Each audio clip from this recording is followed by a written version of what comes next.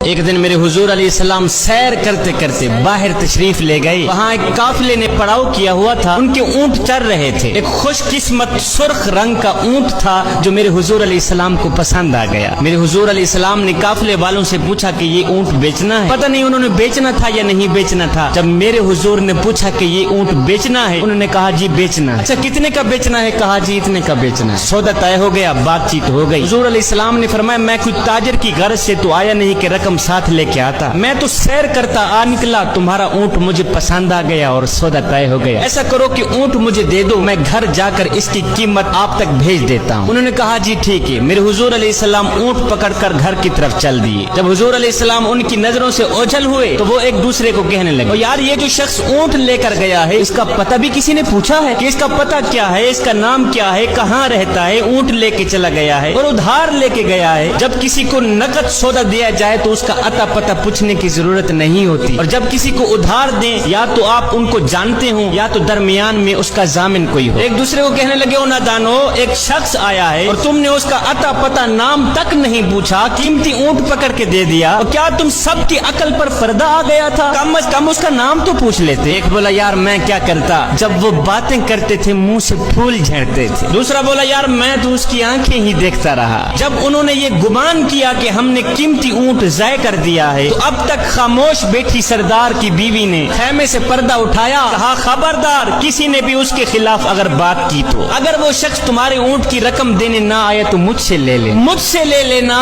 میں اس شخص کی ضامنہ ہوں۔ انہوں نے کہا اچھا تو اسے جانتی ہے؟ کہا نہیں میں بھی نہیں جانتی۔ کہا جب جانتی ہی نہیں پھر ضمانت کیسے دے دی؟ کہا جب تم سودا کر رہے تھے تو میں خیمے کے اندر سے دیکھ رہی تھی کہ جس کا چہرہ اتنا خوبصورت ہو وہ جھوٹ بولتا ہی نہیں، وہ دھوکہ دے ہی نہیں سکتا، ابھی تمہارے پیسے آنے والے ہیں۔ تھوڑی دیر گزری ہی تھی کہ میرے حضور علیہ السلام کے غلام آ گئے پیسے لے کے۔ کہنے لگے کون ہیں وہ لوگ جس سے ہمارے آقا نے اونٹ خریدا ہے؟ کہا جی ہم لوگ ہیں۔ صحابہ نے کہا یہ لو تمہارے اونٹ کی رقم، یہ لو تمہارے اونٹ کی قیمت۔